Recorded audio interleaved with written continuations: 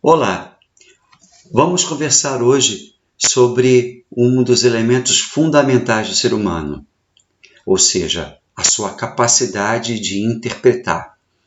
Considero a interpretação uma das manifestações mais bonitas que possuímos e que muitas vezes deixamos de lado. Nesses nossos encontros semanais, a todo momento, estaremos resgatando esse princípio de interpretar um texto. O que é interpretar um texto?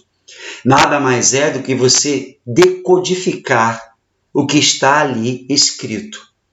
Mais do que nunca, investigar o motivo que levou alguém a escrever aquele texto. Nesse primeiro momento, nós vamos visitar uma estrutura que foi falada no passado e que vai ser o ponto de partida para este ano. Vamos falar de uma estrutura enxuta, breve, mas de forma alguma deve ser deixada de lado. Eu estou falando sobre o conto. Quando eu falo em conto, eu tenho que perceber que o conto ele é uma estrutura concisa, certo? Com poucas palavras, mas que a gente não deve, de forma alguma, deixar de lado essa sua importância. É um texto narrativo? Sim. É um texto narrativo no tocante a contar uma história.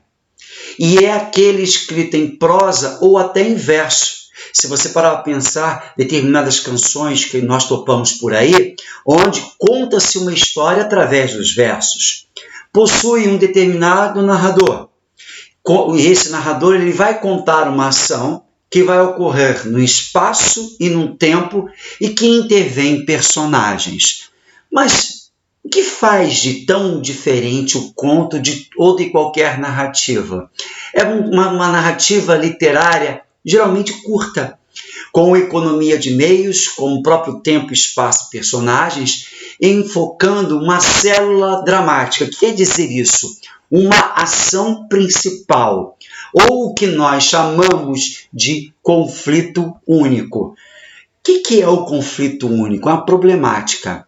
Algumas pessoas dizem que quando nós falamos em conto, inicialmente há uma organização.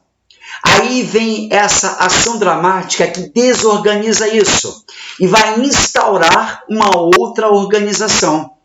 E essa organização vai surgir muitas vezes num final enigmático, ficando a cargo do leitor esse tipo de concepção. Então a gente percebe que há uma intenção nesse tipo de texto que não pode ser negligenciada, certo? Ele tem uma introdução, tem uma complicação, tem um conflito, né? Então é o desenvolvimento dessa situação. Grandes escritores da nossa história, como Machado de Assis, foram eternizados através da estrutura do conto. É uma história breve, né? Eu, pelo menos, já me aventurei, enquanto escritor, desenvolver a estrutura do conto. E você procurar ser conciso demanda técnica. Então, a estrutura do conto está muito associada ao que nós entendemos da técnica de contar uma história. Vem aquele ditado popular: quem conta um conto aumenta um ponto, não é isso? Por quê? Porque o meio é a forma que a pessoa tem de passar determinada cultura. Correto? Então, a estrutura do conto, ela traduz muito desse sentido para a gente. Ela vai ter um clímax, sim, é o êxtase, é a ação mais intensa, é aquela que quebra a estrutura. E, é claro, um final, que muitas vezes pode colocar uma solução final do conto, correto? E que muitas vezes essa solução pode acarretar prêmio ou castigo, vitória ou derrota do protagonista.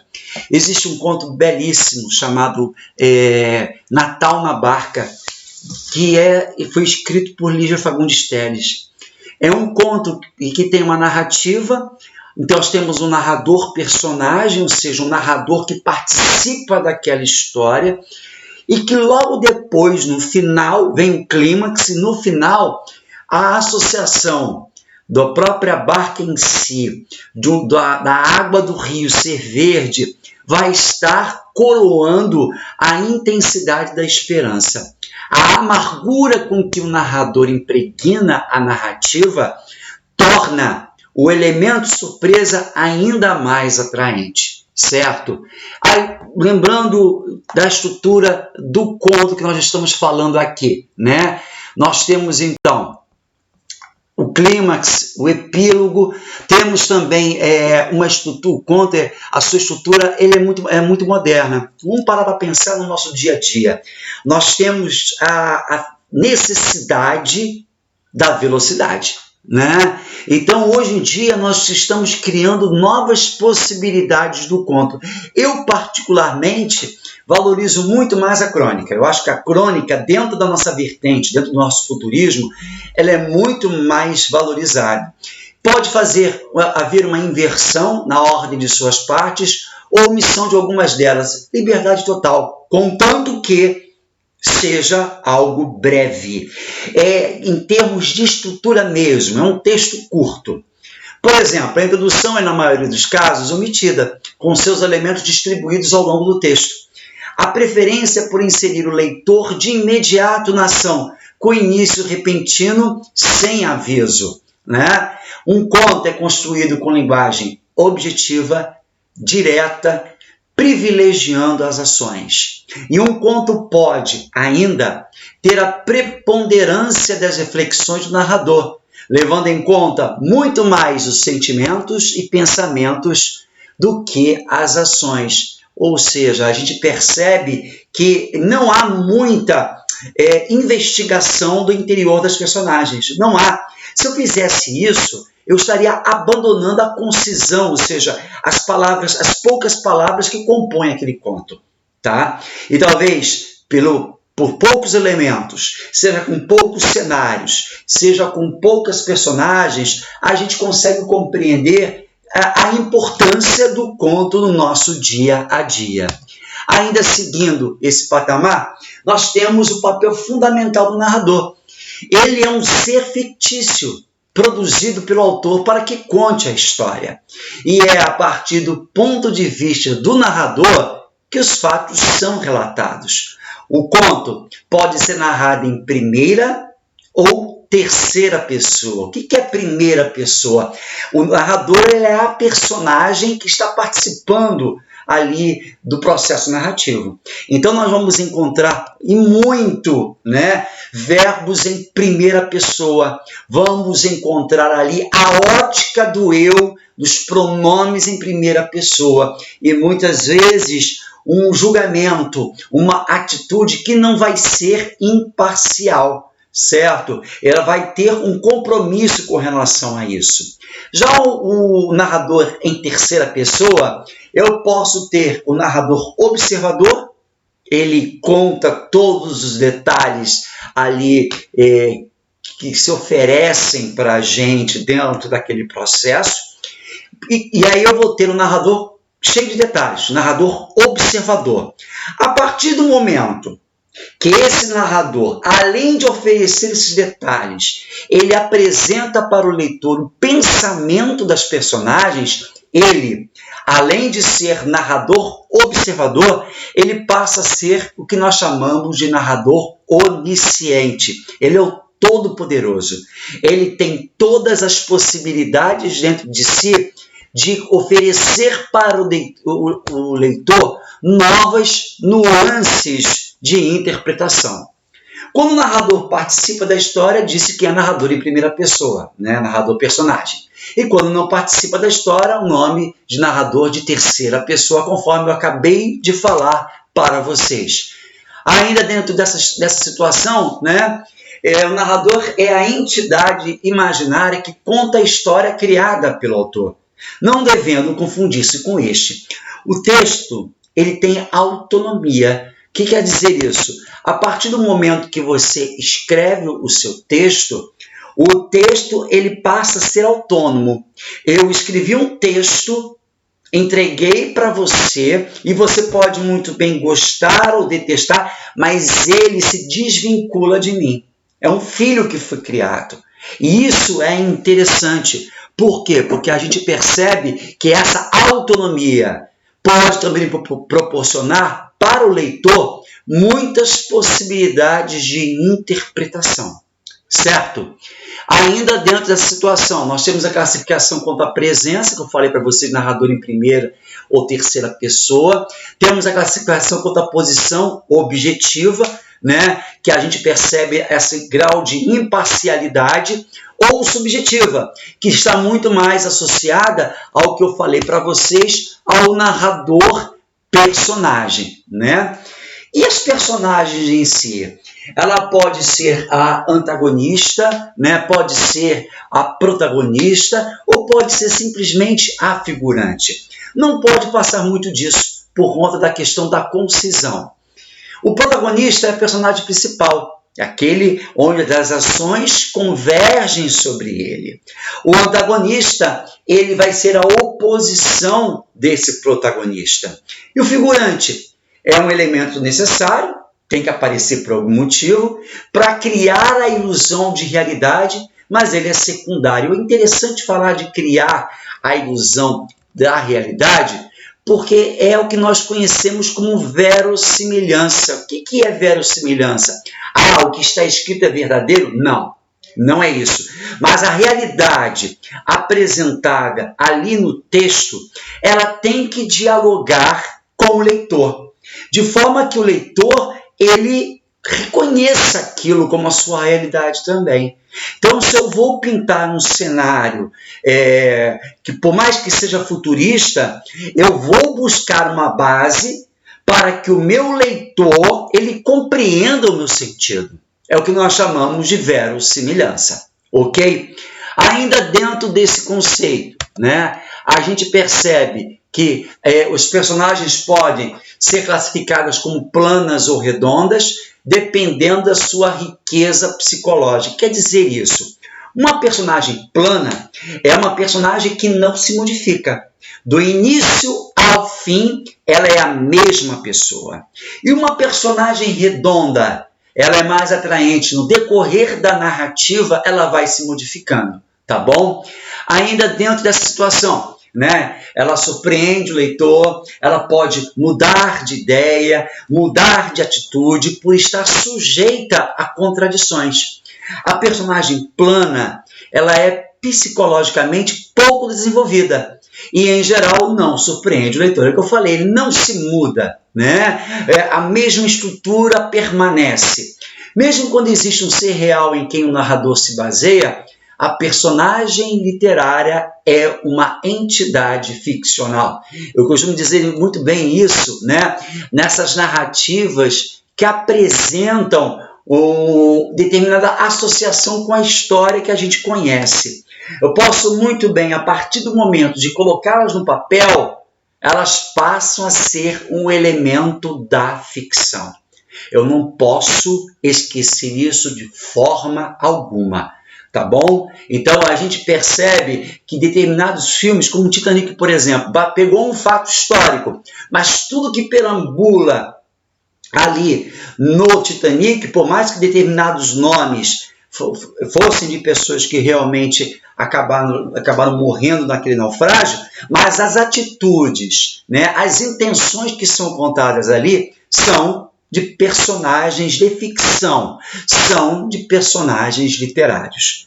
Ainda continuando, a gente vai perceber ainda, né, que eu tenho a personagem pode ser principal, secundária ou figurante, de acordo com o relevo, ou a concessão, está até errado o nome concessão aqui, desculpa, ela pode ser modelada, que possui uma densidade psicológica, podendo o seu comportamento sofrer alterações ao longo da ação, que é a personagem redonda, que eu falei para vocês, a plana, que não se modifica, ou a personagem tipo, aquele tipo malandro, né? Um estatuto social, econômico, cultural, onde você apenas olhar, como se fosse um figurante, né? Olhando para aquela situação, aquele personagem, ele é um personagem tipo, né? Eu tenho uma caracterização que é física, psicológica, o figurante. processo de caracterização, ela pode ser direta, eu vou explicitamente, diretamente dizer o que está por trás disso, ou indireta, onde eu posso questionar de que forma aquele comportamento surgiu, por que ele se comporta daquela maneira, certo? Eu tenho também no conto, é claro, a importância do tempo, né, o tempo histórico, o ano ou o século em que se passa a ação, não interfere na extensão do conto, pois qualquer que seja a dimensão de tempo real, ela se modifica de acordo com o enfoque que o autor pretende dar a seu tempo, ao seu texto, perdão. Um único minuto pode estender-se por várias páginas. Um ano inteiro pode estar contido em um só parágrafo. É o que eu falo para vocês da questão da liberdade, né? A gente percebe que a partir do momento que eu concebi o texto é dono, é uma pessoa que vai navegar, que vai se adiantar por vários caminhos, certo? Ainda dentro dessa situação, nós temos a maneira como que o discurso ele é apresentado. Então, eu percebo que pode ser apresentar um recuo no tempo, né, que a gente chama de analepse, ou um avanço, que é prolepse no tempo. Posso ter uma época, um período histórico como pano de fundo das minhas ações, ou ainda cronológico, né, o período de duração daquela ação, que está muito mais associado ao nosso dia a dia, certo? E quando nós falamos, o espaço ele pode ser descrito em detalhes. Outras vezes é uma descrição genérica, porque vai depender da sua intenção enquanto escritor desse processo, da intenção de quem desenvolveu esse texto para você, correto? Nós temos ainda o espaço físico, o espaço social, de acordo com a minha intenção, né? A ação, que são conjunto de ações praticadas pelas personagens em busca de um coletivo, de um determinado objetivo, ou seja, ali naquele momento, o objetivo pode ser coletivo dentro do texto, ou seja, a ação acaba impregnando um número maior de pessoas, ou para impedir que algum objetivo seja alcançado. É aqui que confere sentido à história. É na ação que a gente percebe que o texto ele vai caminhar ou não. Muitas vezes a gente gosta muito mais de um texto com ações corridas.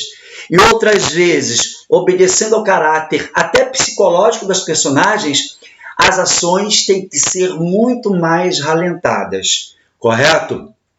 Dentro dessa situação, continuando aqui, ainda do conto, nós temos uma introdução e um desenvolvimento e uma conclusão, né? E quando nós falamos da organização do texto, é o que eu falei para vocês do elemento surpresa. Eu tenho um encadeamento de ações, certo? O encaixe de uma ou mais histórias, ou então a alternância. Eu posso muito bem estar, a história é interrompida para dar lugar a outra, que também são narradas de modo descontinuado, desde que, dentro da ação principal, elas realmente tenham sentido, certo?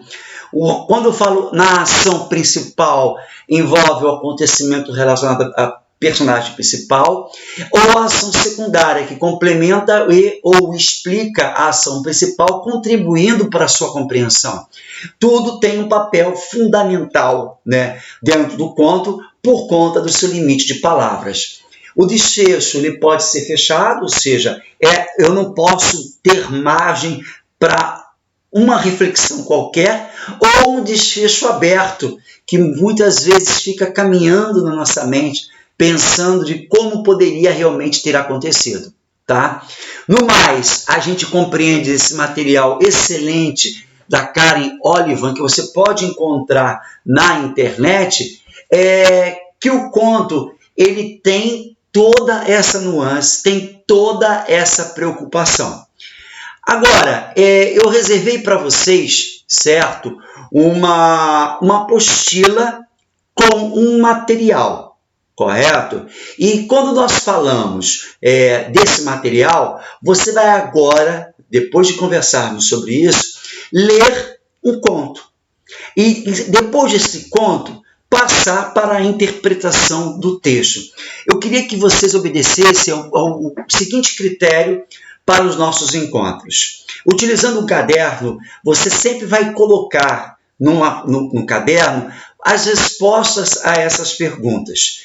No cabeçalho da sua folha, você vai colocar o nome da sua escola e o seu próprio nome e a turma que você pertence. Recebeu esse material, levou para casa, fez, não esqueça de colocar naquela folha qual é o material. No caso, toda apostila vai ter material primeira apostila, material segunda apostila. Esse vai ser o elemento fundamental para a nossa correção, correto? Façam com atenção e a qualquer momento nós voltaremos aqui para falar dessa vez sobre gramática, tá bom? Até logo então!